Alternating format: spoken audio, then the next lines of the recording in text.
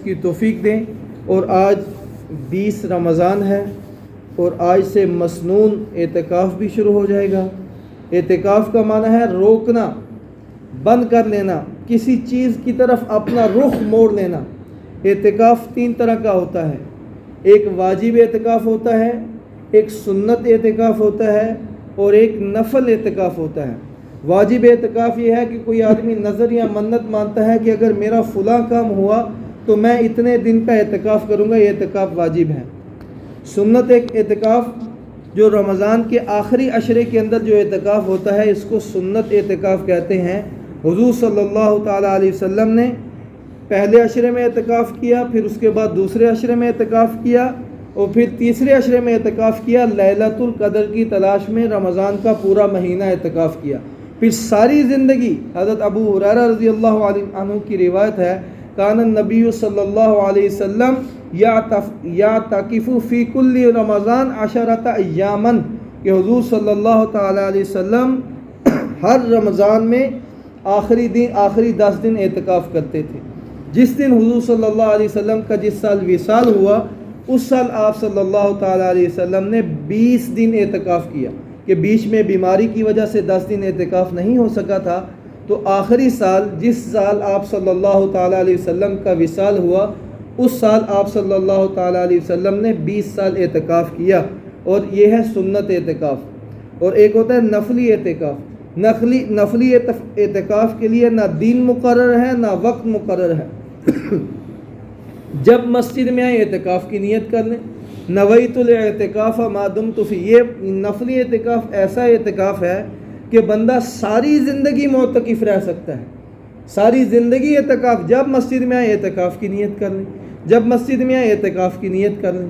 اور جو مسنون اعتکاف ہے، اس کے بارے میں حضور صلی اللہ تعالیٰ علیہ وسلم نے فرمایا، جو رمضان کے آخری 10 دن جو اعتکاف سنت اعتکاف ہے، حضور صلی اللہ تعالیٰ علیہ وسلم نے فرمایا، جس نے ایک دن اعتکاف کیا، جس نے ایک دن اعتکاف کیا، اللہ تعالیٰ اس کو جہنم سے 3 خندقیں دور کریں گے۔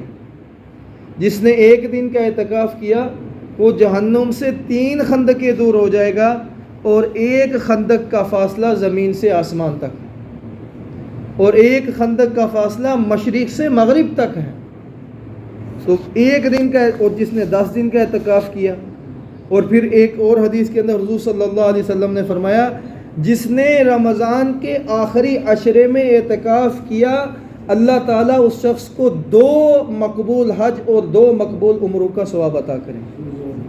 رمضان کے آخری عشرے کے اعتکاف 2 مقبول حج اور 2 مقبول عمروں کا ثواب اللہ تعالیٰ اس کو دیں گے۔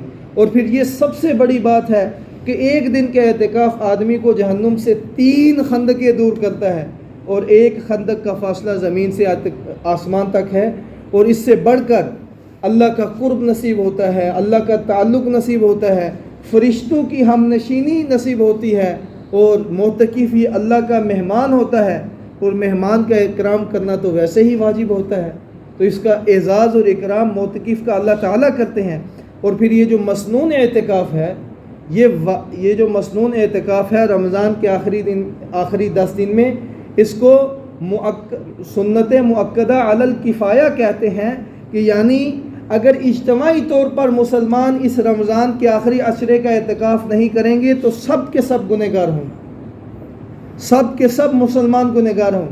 چند لوگ رکھ لیں، یا کم از کم ایک علاقے کے اندر اور بستی کے اندر ایک مسلمان ایسا ہونا ضروری ہے جو رمضان کے آخری عشرے کے اندر 10 دن کا اعتکاف کرے۔ اگر ایک دن بھی اعتکاف کرنے والا شخص نہیں ہوگا تو سب کے سب اللہ کے ہاں مجرم ٹھہرے جائیں گے۔ یہ اعتکاف، یہ سنت مؤکدہ علی الکفایہ ہے، کہ اگر ایک بھی آدمی اعتکاف کرنے والا نہیں ہوگا تو سارے کے سارے اللہ کے ہاں عند اللہ کیا ہوں گے؟ گناہ گار ہوں گے، اور اللہ کے ہاں مجرم ٹھہرے جائیں گے۔ اور اس کا وقت کیا ہے؟ رمضان المبارک کے 20ویں روزے، آج 20واں روزہ ہے، رمضان المبارک کے 20ویں روزے غروب آفتاب کے پہلے سے، سورج غروب ہونے سے پہلے سے لے کر عید کے چاند نظر آنے تک مسجد میں رہنا، غروب آفتاب سے پہلے مسجد کے اندر چلا جانا، اور عید کے چاند کے نظر آنے تک مسجد میں قیام کرنا یہ مردوں کے لیے حکم ہے، چاہے چاند 29 کا ہو یا چاند 30 کا ہو، اس کو مسنون اعتکاف کا ثواب ملے گا۔ اور اگر کوئی شخص سورج غروب ہونے کے بعد یا مغرب کے بعد مسجد میں آئے اعتکاف کی نیت سے، تو اس کا پھر اعتکاف مسنون اعتکاف نہیں ہوگا۔ مسنون اعتکاف کے لیے یہ ضروری ہے کہ وہ کیا کرے؟ غروب آفتاب سے پہلے مسجد کے اندر آئے۔ اور اعتکاف صحیح ہونے کے لیے شرائط یہ ہیں کہ سب سے پہلی شرط ہے کہ بندہ مسلمان ہو، دوسری شرط یہ ہے کہ عاقل ہو، بالغ ہونا شرط نہیں ہے، ایسا نابالغ بچہ جو سمجھدار ہے، دکھنے میں سمجھدار لگتا ہے، وہ بھی مسجد میں اعتکاف کر سکتا ہے۔ تو پہلی شرط کیا ہے؟ مسلمان ہونا، دوسری شرط یہ ہے عاقل ہونا، تیسری شرط یہ ہے کہ اعتکاف کی نیت کرنا، چوتھی شرط یہ ہے مردوں کا مسجد میں اعتکاف کرنا، پانچویں شرط یہ ہے کہ مرد اور عورت کا غسل واجب کرنے والی حالت سے پاک ہونا، جس کو حالت جنابت کہتے ہیں، حالت جنابت سے پاک ہونا۔ چھٹی شرط یہ ہے کہ عورت کا حیض اور نفاس کے ایام سے خالی ہونا، حیض اور نفاس والے ایام کے اندر عورت اعتکاف نہیں بیٹھ سکتی۔ ساتویں شرط سنت اعتکاف کے لیے یہ ہے کہ معتکف کا روزے سے ہونا، معتکف کا روزے سے ہونا یہ شرط ہے۔ نفلی اعتکاف کے لیے روزہ شرط نہیں ہے، لیکن یہ جو مسنون اعتکاف ہے اس کے لیے روزہ رکھنا بھی شرط ہے۔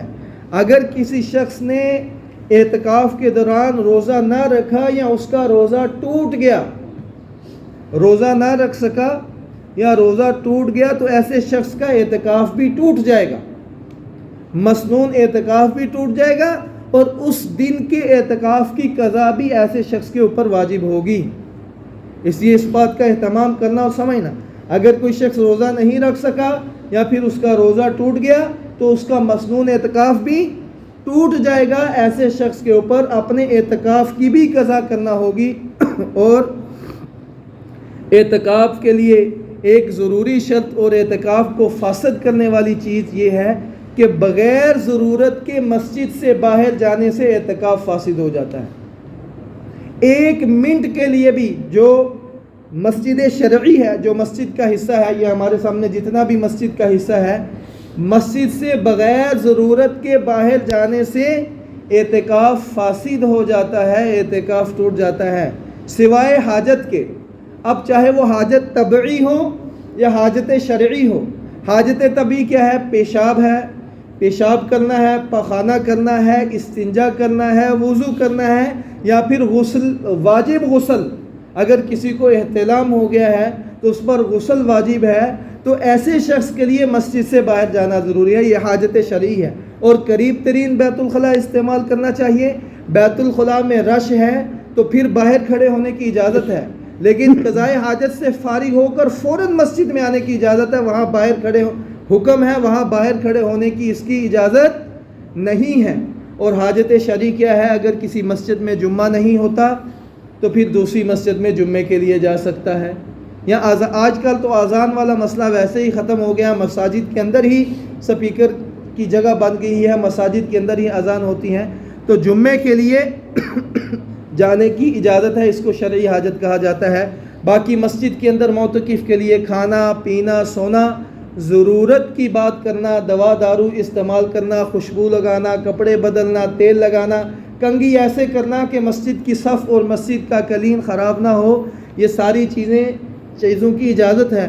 اگر کوئی ڈاکٹر ہے تو وہ بغیر کسی اجرت کے مریض کو نسخہ لے کے بھی لکھ کے دے سکتا ہے، لیکن اگر وہ اجرت لے گا، آج کل ایسے ڈاکٹر ہیں بڑی بڑی مہنگی ان کی فیسیں ہیں، کوئی ایسا ڈاکٹر اعتکاف بیٹھ گیا تو اس کے لیے اعتکاف کے دوران اجرت لینے کی اجازت نہیں ہے، مکروہ اور ممنوع ہے۔ معتکف ہے، مریض کو نسخہ لکھ کے دے سکتا ہے، دوا دارو لے سکتا ہے، لیکن اس کی اجرت لینے کی اجازت نہیں ہے۔ اسی طرح مسجد کے اندر بغیر ضرورت کے بات کرنا یہ مکروہ اور ممنوع ہے۔ مسجد کے اندر بہت بڑا بستر پھیلا دینا کہ جس سے مسجد کا ماحول خراب ہو، یہ مکروہ ہے۔ مسجد کے اندر فحش گوئی کرنا، ایسے رسالے، ایسے لٹریچر، یا موبائل کے اندر سوشل میڈیا کا ایسا استعمال جو بغیر ضرورت کے ہے، یہ بھی مکروہ اور ممنوع ہے۔ معتکف کے لیے اس چیز کی اجازت نہیں ہے۔ اللہ ताला हम सबको सही मानों में इसकी तौफीक दे। अगर इतनी ताकत हो, वक्त भी हो, तो इसकी कोशिश करनी चाहिए कि मस्जिद के अंदर एतकाफ़ अपना करें। ये 10 दिन का जो मसनून एतकाफ़ है, इंदल्ला इसकी बहुत फजीलत है कि हम इसका तसव्वुर भी नहीं कर सकते। जो शख्स इस मस्जिद में एतकाफ़ करना चाहें, उनका इजहार भी हो जाए, दुआ के बाद अपना नाम भी लिखवा दें।